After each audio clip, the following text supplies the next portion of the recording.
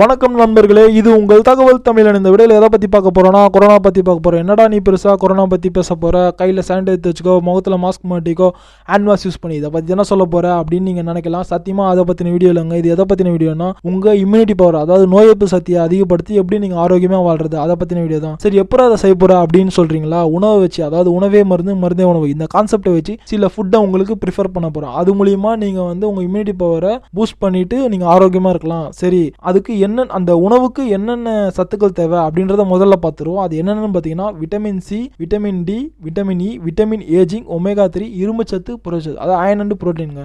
So இந்த சத்து எந்த உணவில் அதிகமாக இருக்கோ அந்த உணவை நம்ம எடுத்துக்கும் போது நம்ம இம்யூனிட்டி பவர் அதிகமாகுங்க. ஸோ அந்த என்ன உணவுகள் அப்படின்ற லிஸ்ட்டை நம்ம பார்ப்போம். முதல்ல பார்த்தீங்கன்னா பழ வகைகள், அதாவது ஃப்ரூட்ஸு, சாத்துக்குடி, கொய்யா, பப்பாளி, எலுமிச்சை, ஆரஞ்சு, மாதுளை, நெல்லிக்காய், பேரிச்சப்பழம். ஸோ பழ வகைகளில் இதெல்லாம் நம்ம தொடர்ந்து சாப்பிட்லாம். காய்கறிகளில் என்னென்னு பார்க்கலாம், அதாவது வெஜிடபிள்ஸ், தக்காளி, சின்ன வெங்காயம், கேரட், கோவக்காய், குடமிளகாய். ஸோ வெஜிடபிள்ஸில் இதெல்லாம் நம்ம சாப்பிட்லாம். நெக்ஸ்ட்டு பார்த்திங்கன்னா ஸ்பைசஸ், அதாவது மசாலா வகைகள் என்னென்னு பார்க்கலாம். மிளகு, சீரகம், கருஞ்சீரகம், நட்சத்திர சோம்பு, அதாவது அன்னாச்சி பூன்னு சொல்லுவாங்க, கிராம்பு, பெருங்காயம், மஞ்சள், இஞ்சி, பூண்டு.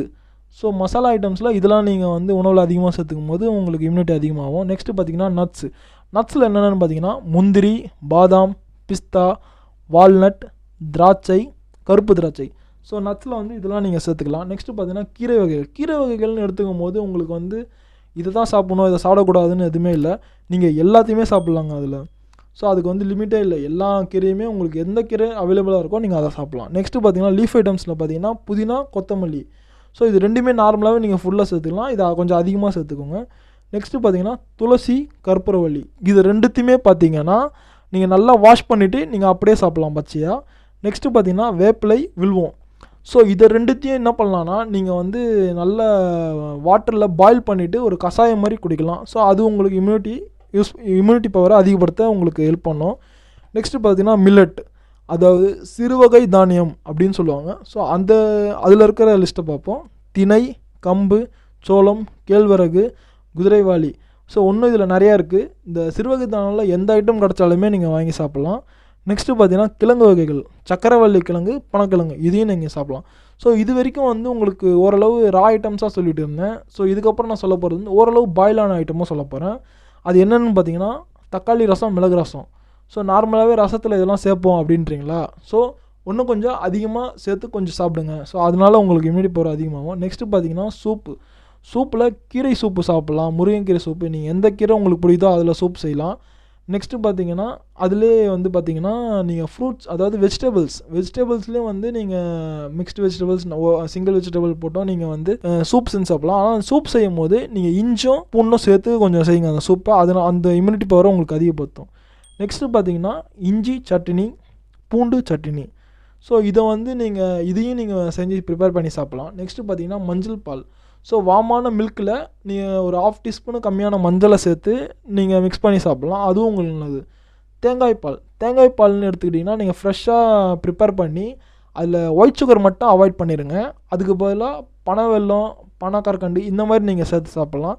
நெக்ஸ்ட்டு பார்த்தீங்கன்னா தேங்காய் எண்ணெயும் பார்த்தீங்கன்னா நீங்கள் நார்மலாக ஃபுட்டில் ஆட் பண்ணி இதை சாப்பிட்லாம். ஓகே, இது வரைக்கும் வெஜிடபிள்ஸ் ஐட்டமாக பார்த்துட்டோம். ஸோ நான்வெஜ் அவங்களுக்கும் நம்ம பார்ப்போம்.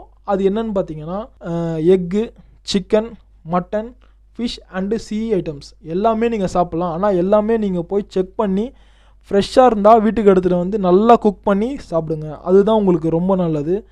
முடிஞ்ச அளவுக்கு அந்த நான்வெஜ் ஐட்டம்ஸில் மஞ்சள், இஞ்சி, பூண்டு இருக்கிற மாதிரி அதை ப்ரிப்பேர் பண்ணுங்கள். அது உங்களுக்கு நல்ல இம்யூனிட்டி பவரை கொடுக்கும். நெக்ஸ்ட்டு பார்த்தீங்கன்னா இது வரைக்கும் என்ன சாப்பிட்லாம் அப்படின்றத நம்ம பார்த்தாச்சு.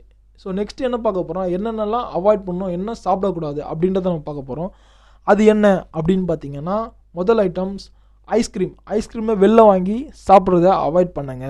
நெக்ஸ்ட்டு ரெடி டு ஈட், அதாவது ஏற்கனவே ப்ரிப்பேர் பண்ணி ஃபுட்டை பேக்கட் ஐட்டமாக இருக்கும். ஸோ அதையும் நீங்கள் அவாய்ட் பண்ணுங்கள். ஸோ தேர்டு பார்த்தீங்கன்னா chicken, mutton, fish, egg. So non veg எல்லா ஐட்டமும் பார்த்தீங்கன்னா சாப்பிடாதீங்க. என்னடா இப்போ தான் சாப்பிடுன்னா இதில் சாப்பிடாத அப்படின்றீங்களா? ஒன்றும் இல்லைங்க. ஸோ நீங்கள் வீட்டில் சமைச்சு சாப்பிட்லாம். வெளியில், அதாவது ஹோட்டல்ஸில் நான்வெஜ் ஐட்டம்ஸை முடிஞ்ச அளவுக்கு வாங்கி சாப்பிட்றத அவாய்ட் பண்ணுங்கள். ஸோ ஆரோக்கியமாக இருக்கிற இந்த ஐட்டமை சாப்பிடும் போது தான் உங்களுக்கு இம்யூனிட்டி பவர் அதிகமாகும்.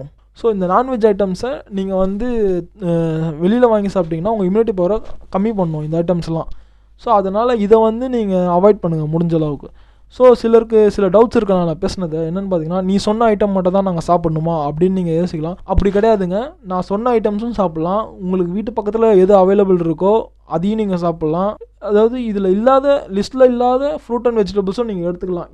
இதை மட்டும் தான் நான் எடுத்துக்கணும்னு சொல்ல வரல. ஸோ இதை வந்து நான் ப்ரிஃபர் பண்ணுறேன். ஸோ அதனால் உங்களுக்கு இம்யூனிட்டி பவரை வந்து இது அதிகப்படுத்தும். அதுதான் இந்த கான்செப்ட்டு.